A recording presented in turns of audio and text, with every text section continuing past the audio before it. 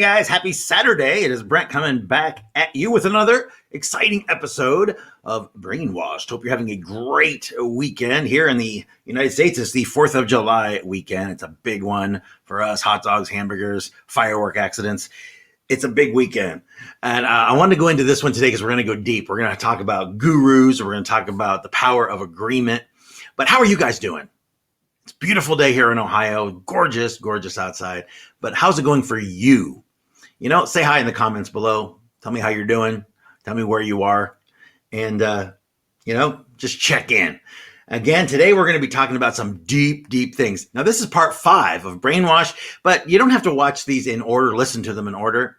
There is such gold in each and every one of these episodes. So if you come in late to the party, that's fine. Stick here around, listen to the episode, then you can always go back. The links to the other 4 will be in the comments below. So if you missed out, you can go take a look right now.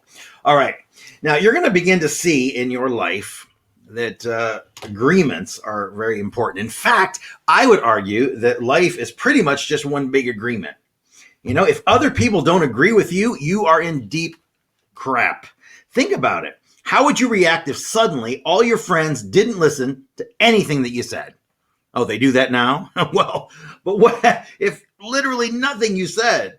What would your reaction be if you kept, you're in a taxi and you're yelling to the driver, watch out, a red light, but he ignored you and went sailing right through, right? And the others in the car agreed with him that the light was green. How far would you get in your work if nobody agreed that what you were doing had value? How many times would you keep doing the same thing over and over and over again? Get the idea that nothing in the world exists unless there is an agreement between or among people that it does exist. And everyone's a guru nowadays. Everyone has a YouTube channel. Everyone who has never left their hometown is sitting there telling you all these things that you need to do. They're not telling you from experience. They're telling you from what they heard other people say or what they read somewhere. It's not tested. And it's so much harder now because everyone believes they're equal. The guy in his basement in Idaho believes he's the same as the guy with, 30 years experience who's done these things all over the world, scientists and different people, they have these, the understanding of the subject. And then somebody behind their computer believes that they're equal. It's just a very scary problem to have, because nothing in the world exists without agreement. But the gurus, they're nothing more than people who make declarations. And what does that require? Well, if you've been with me for the other, episodes here, we talk about shuffling the pictures of the past and the videotapes of our mind, right? Well, that's all a good guru does. They just shuffle your pictures around, get you to remember things and to feel certain ways about things. And they get people to agree with them. So let's deal with some basics right off the bat, all right? First is the agreement. I mean, who says that Jimmy Kimmel should get $30 million a year for telling us bedtime stories, right? Who says that, Tom Ford is worth $250 million to sell his clothes? That sort of thing goes on and on and on. Well, who puts that value in the game? Guess what? You do. We do. You're responsible for that. Or those things and those people would not be here. Period. Value is nothing but agreement. Who says that gold, as opposed to, say, tin or something, gets credited with value in the world? You do. You do. You know what? I remember this episode of The Twilight Zone once. Now, I'm too young to have seen it originally, but I was obsessed with it as a kid in reruns. And there was an episode where there were 2 people in the future that hoarded all this gold, and they were going to put themselves in some kind of sleep chamber for 100 years. So when they woke up, the gold would be, worth a fortune. And they wake up 100 years later, with this gold, and it turns out gold is worth nothing. It's completely useless. They're trying to use gold to barter, and the people are like, it's absolutely useless because it's just agreement. It's agreement. A pile of gold bricks on a desert island is worth literally nothing to the person who's stuck there. Agreement. All right. Now you can choose to cast your vote vicariously through someone called a critic. That's where you let someone else make the choice for you. Remember Siskel and Ebert, thumbs up, thumbs down? I don't think I'm going to see that movie because Gene Siskel said it was a piece of crap. Well, that's what a critic really is. But at the base of it all, you're still buying that critic's vote on the issue. Or the critic wouldn't be the critic. And that's all that value is. Get this in your mind. Value is just a mental concept. It's a construct. It's something we have created inside. How much value does $1 million US have if you're on in some place where the people don't accept the money and you can't get out of there and you can't say it literally is just paper then. Sorry, we do not take American money. We take only fish eyeballs or some crap, right? Well, man, now the guy with all the fish eyeballs is the good one, right? So waving all that paper around, throwing it in the air doesn't make any sense, right? You still lose. Look, not too long ago, I went to this was before lockdown, but in Palm Springs, I went to the art museum because I love doing that. The Guggenheim in New York, just spending some time, And so the reason I say the word art is it requires agreement. Art is subjective. Somebody looking at an Andy Warhol painting who of a soup can or something. It's subjective. Art is subjective. No museum can exist for very long if people don't agree that what they have inside is art. And that's the point here. When I was there, I saw a hopper. You know what that is, right? It was cut in half and somehow it was stuck to a painted piece of plywood. Okay. It was $122,000 to buy this piece. Now, if some other person agrees that it's worth that money, well, then guess what? The game was won by the hopper cutter. And he won it only because he got someone to agree that what he created was art. Now, get the idea that no matter what game it is that you create, to the degree that it involves other people, you must get agreement if you expect to win. And you already know one of the key elements of getting that agreement: just give up being right about it. And if you don't know what I'm talking about, there's a link down below because it's in one of the last videos. You can go out and win the games you set up. You can get all the cheese in life. You can give people recognition for serving your purpose, and you just keep going higher and higher. Now, we're beginning to shed some light on what a guru does. Simple. They do nothing but hand out the problems and get people to agree to solve them. So elementary, it borders on the absurd, the crazy. A guru is the guy or gal who does a picture reshuffling, gets people to agree that the game he set up is worth playing, and then they begin to play his game. He's the source, however, and this is extremely important because the source gets to do one more thing that's very important here. Do you know what that is? He gets to make the rules. Take a hard, cold look at that statement. Look at the gurus of the online world and see what's going on. If you go back and think about a guru from long ago, maybe Alexander Graham Bell, picture reshuffle. We'll all get to talk to one another. So why don't we use this thing? I call it a telephone. The first, and I guess really only necessary step, was for people to agree that this phone game was worth playing. After that, they set up this elaborate system. They called it a phone network. And people agreed to play it to the hilt, laying cables all over the world. It's so complex now. There's 2 million people out there solving the problems that Bell created. And now, mobile phones, iPads, laptops, connected anywhere in the world, living our life through the computer screen, the screen in our hands. Think about the guru who brought us, remember the Polaroid? The Polaroid camera, excuse me. And it's now, when I was a kid, that was like magic.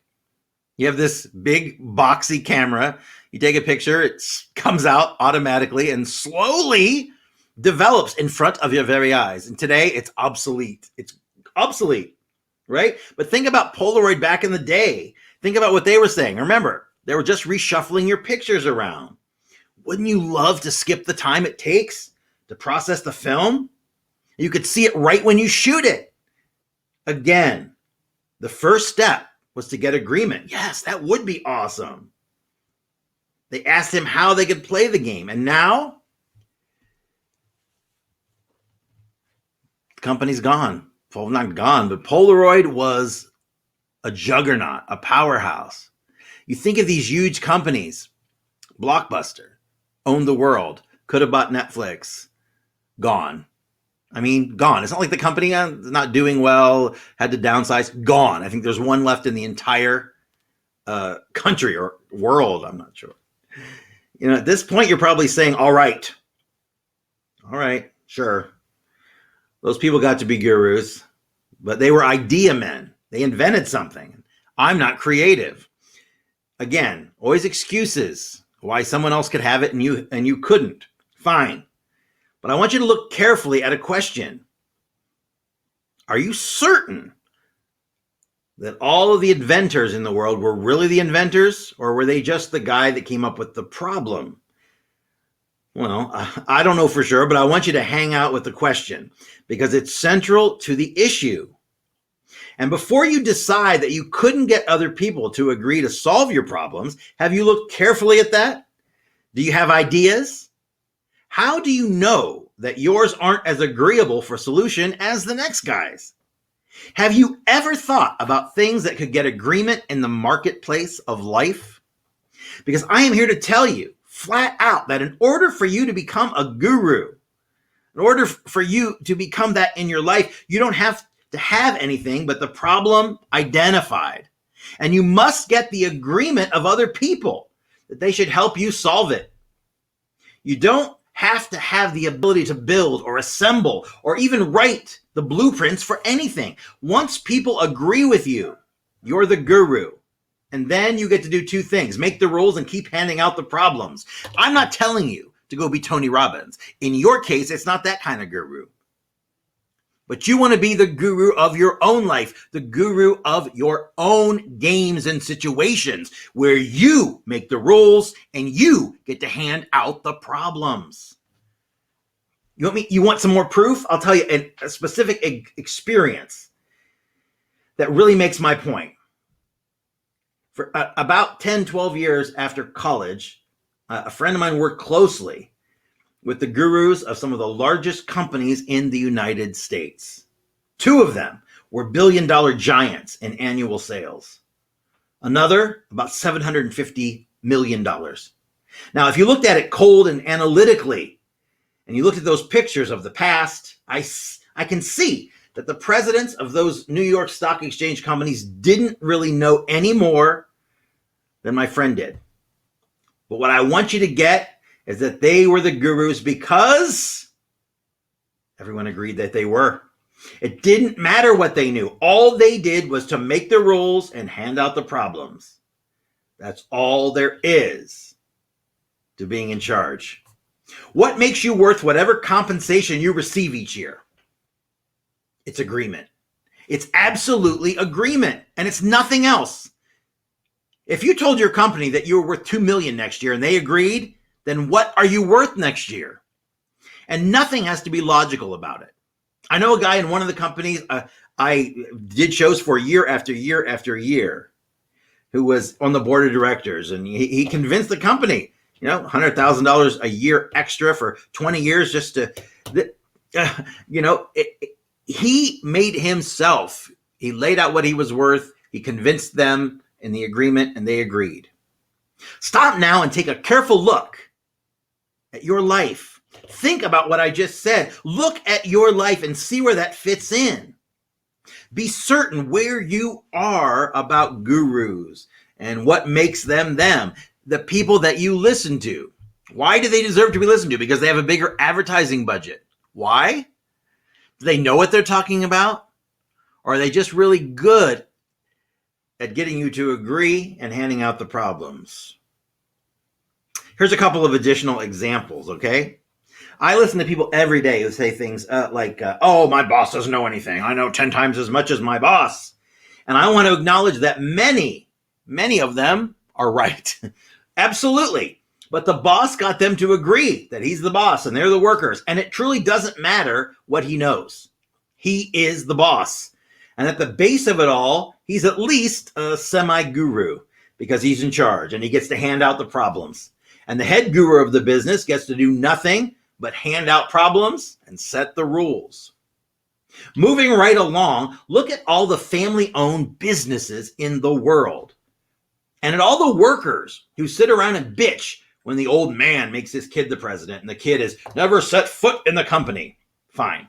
You go on and bitch about that. If you get something out of complaining, and some people do, but the kid still remains the guru because those people stay and agree that he is. They're still there solving his problems for him. Get that. If they're still there solving his problems, he's still the guru. And if they didn't agree that he was the guru, they'd leave that game and create a new one. Now, I'll be the first to admit that it wouldn't be very reasonable for them to leave, but if they did, the kid would be left as the lonely guru. The truth is that people do have the choice of staying or leaving each and every game that they have going. It's the same with our government. You're responsible for 9/11, Afghanistan, Iraq, and that whole convoluted mess. Everything going on out there. The world's current tragedy is defined by a comedy of errors, playing survival of the fittest and mind games. And in that case, the heads of state and the generals, they're the gurus. Now, I know that you'd like to duck the responsibility for a lot of things by throwing them off. What can I do?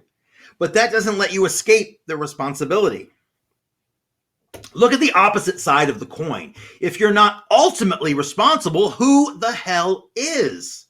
The truth is that you put the gurus in place by agreeing that they had a game worth playing. And you keep the gurus in place by agreeing to solve their problems and live by their rules. Period. End of discussion. Take a hard look and know that gurus don't have to be any smarter or have any experience or do anything other than get agreement. When I was a kid, they used to say anybody could be president of the USA, right? It's true. It's all down to agreement. You get enough people to agree with you and it becomes true.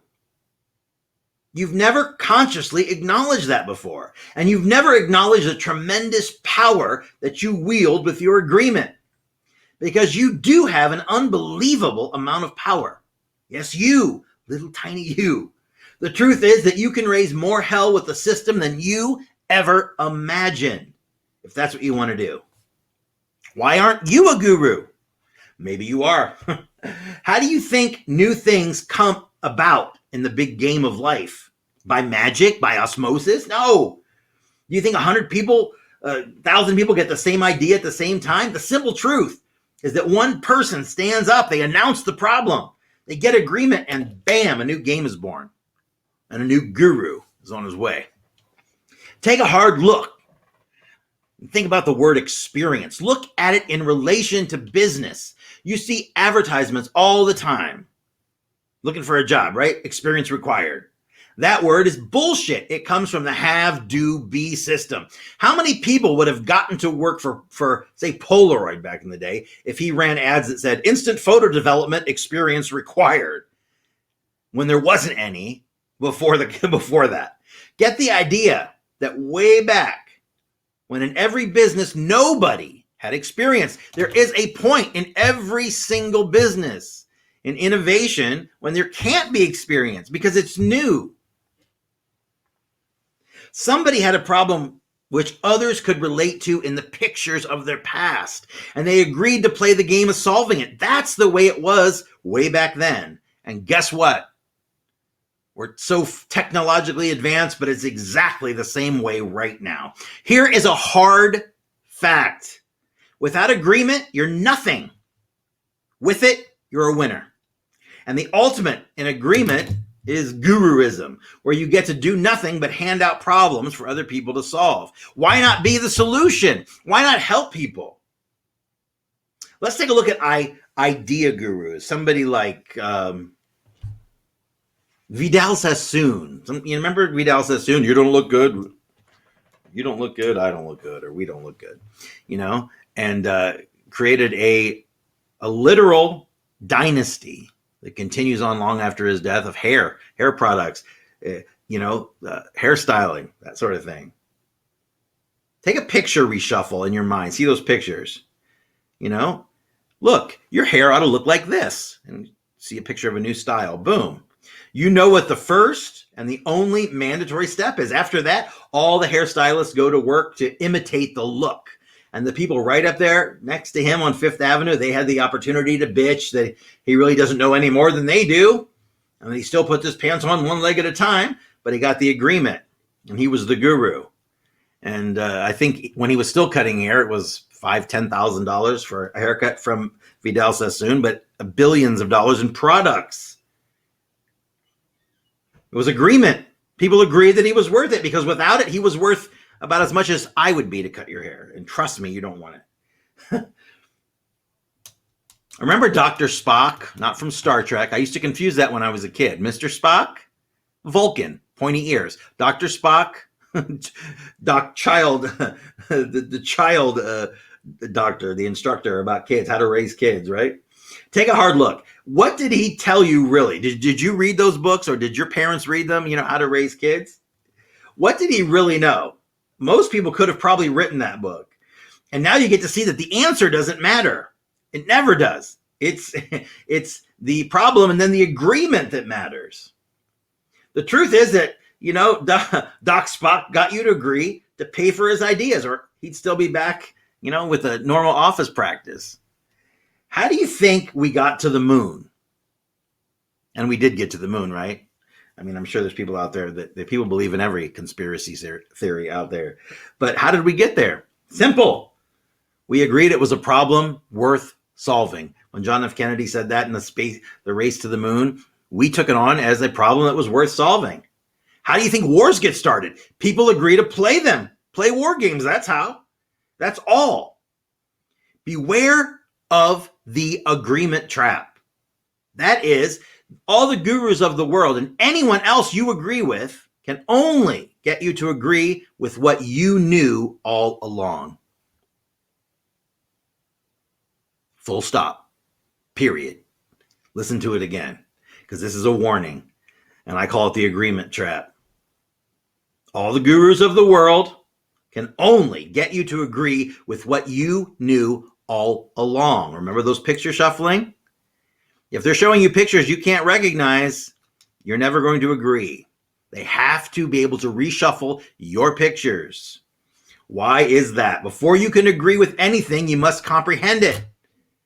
So to be sure, your pictures can be reshuffled, but you must get the fact that they're in just a different order, but they're still there, right? You still had them on your videotape all along. They're just in a different order. And if you can't haul up pictures from the past, the guy ends up being a ridiculous fool in your eyes and not a guru. Get the idea that the only difference between you and the guru of the game is that he's at source and you're not. You're playing his game, which means that he gets to make the rules and hand out the problems for you to solve. And by your actions, you agree that solving his problems comes before solving your problems and setting up your own games. Don't you see that by listening to this podcast right now, you're playing my game, and that you already know everything I'm saying to you, because you do. You know it inside. It is an internal, universal knowing. And when it awakens it, that is the feeling of truth and of knowing, not just trusting or assuming or thinking, but deep down, core of the soul, knowing. As you progress through these videos and you listen to what I'm saying has to relate to your pictures, has to relate to your struggles, it has to relate to your dreams, it has to relate to you. Otherwise, it just sounds like complete nonsense. And the more enlightened and awakened you are, the more you understand. I have read things 5, 6, 20, 50 times. And on the 51st time, I picked up something I never knew before. When your consciousness is the size of a grapefruit, you only can comprehend from that. You get a grapefruit size knowledge from that. But as you expand your consciousness and it gets bigger and it grows bigger and you understand more and more, you can even be looking at the same things, rereading the same things, and now seeing them completely differently and picking up things that you never saw before. There's no magic about becoming a guru, and there's no luck involved either. The process is simple. It's really amazing. It's eluded people for so long. All you need to do is look and know if you're there. Then the only thing between you and actually getting there is just space and time. And that puts you at source in the game. You simply reorient your life so that instead of waiting for someone to bring you a game and seek your agreement to play, you're out in front. You're setting up your own games. You're communicating the problem to others and getting them to agree to play. You've looked ahead. You know where your river's going, what your purposes are, and then you simply set up your games to get you there. And you will intuitively know when someone or something gets in the way as you're going where you're going, and you know it. Gurus are always on the razor blade of choice. All along the way, you're going to have choices to make. Some will work out, some will backfire and blow up in your face. And you're responsible for how many of them? All of them. So if you're slightly fearful of going out there on that razor blade, let me assure you, I'll tell you the truth. Once you experience the game from the knife edge, you'll never return to being unconscious and backing into others' games.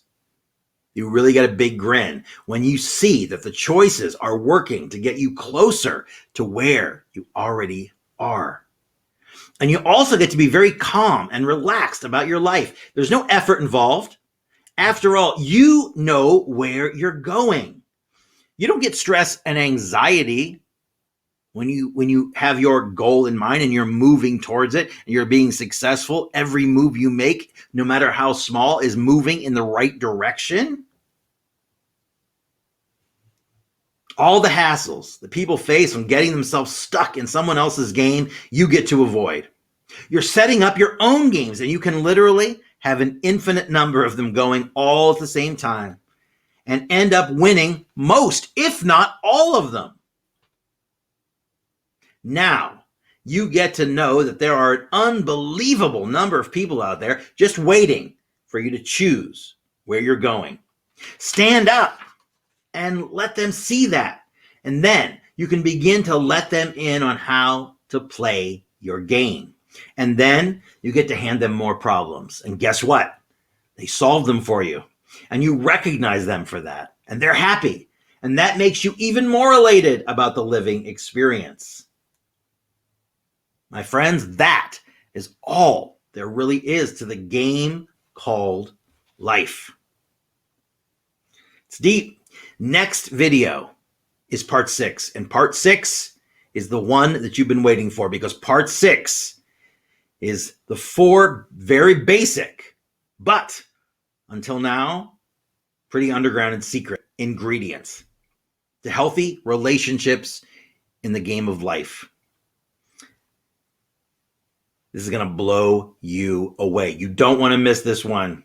All right. It's the 4 basic secret ingredients to healthy relationships in the game. That is part 5 of Brainwashed. Right now, I want to talk about something. You deserve to feel good. Do you agree? Hell yes. Matter of fact, you deserve to feel really, really good. It sounds great, but do you believe it? Does your inner voice support that? Or are you constantly hearing that you should be doing more? You should be working harder? Do you always feel like you have to sacrifice yourself for others and put your needs or desires last in order to be helpful or likable? Do you struggle with trusting your decisions and making them with confidence? We live in a world of constant comparisons, and everything can feel like a competition, a race from accomplishment to accomplishment. And I'll tell you, I've seen a lot of lovely advice out there on how to deal in this day and age. Some of it's great, most of it's not. Everyone now is an expert. It's hard to tell the difference. The thing is, you can limit your time on social media. You can use positive affirmations. You can do all the things that you're supposed to do. But this inner bully, this inner bitchy roommate can be a tricky little thing. And sometimes it's less about doing all the things and more about learning how to sit with and tune into what that voice is trying to say to you, and then asking it the right questions. Aha moment. Life changes immediately because your perspective changes. But here's the key. You have to have something to replace it with. My highest intention is to work and to show you what you're doing to yourself and how you're moving towards your goals. Those can be light, enjoyable, humorous, fun, exciting times. The things that you and I will do, they are intended to support your awareness and your awakening to your authentic self so that you can shed some of those limiting beliefs and you can meet your goals. I am serious about helping you. If you are ready to step into the fullest expression of who you are, you're in the right place. Some people need that extra lift, that extra hand up, and that's what mindset coaching is all about. We work together each week. We take actionable steps to uncover your fullest potential. We'll undoubtedly uncover the pieces of yourself that have been hidden, conditioned away, or simply undiscovered yet. We'll break your programming that is controlling and destroying happiness in your lives. You should be living complete, bliss-filled, stress-free lives of total abundance, whatever abundance means to you. And if you're not, you need mindset coaching.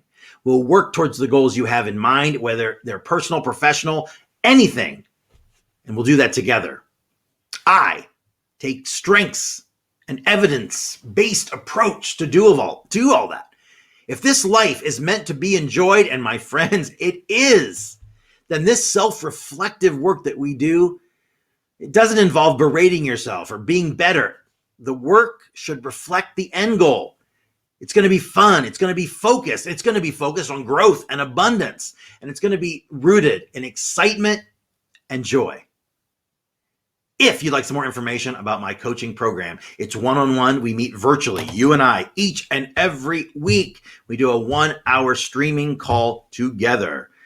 And it's something that is changing lives. It will change yours. It changed mine. And I promise you it can change yours too. Take a look at brentwebb.info/coaching for more information. Now, if you're not a member of our Facebook group, now's the time. It's a fantastic community. It's not just a community, actually. It's a family.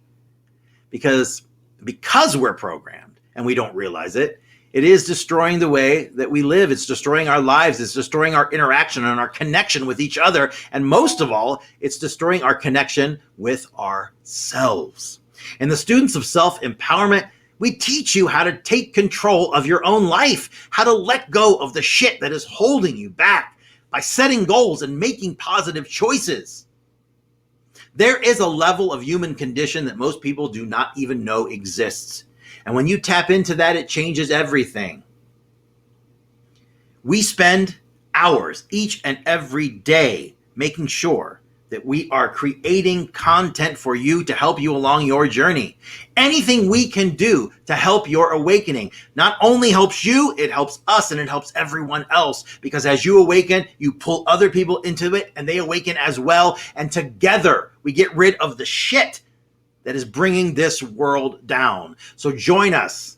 It's facebook.com/groups/students of self-empowerment. Students of self-empowerment. And finally, we have a YouTube channel, and not everything in our Facebook community is link there. We have over 200 videos. No matter where you are on your journey of awakening, there is something for you. What are you going through? We have guided meditations. We have question and answer videos. Catherine and I have worked tirelessly to set you up. All this information is available and it's all free. Go to our YouTube channel. Don't go buy someone's video course. Go watch the videos. They're free. Lots of time and effort there. And we've done it for you. So take a look. It's youtube.com/Taylor Webb Television. youtube.com/Taylor Webb Television. I'm trying to figure out what I'm about to say in that picture because I look constipated or something. So if you have not subscribed, please do that. Send links to your friends, get them on there as well. This is how we change the world. And look, if you want to help us out, again, we spend time, hours each and every day for you. If you want to help us out, do it by sharing, liking, subscribing, getting your friends and your family involved. This helps them tremendously. We're all about breaking out of our conditioning and living the lives that we're meant to live. So it's a win-win situation. If you want to help us, that's how you do it, by getting our engagement up. So like, share, bling, tweet, whatever it is, do it now, all right?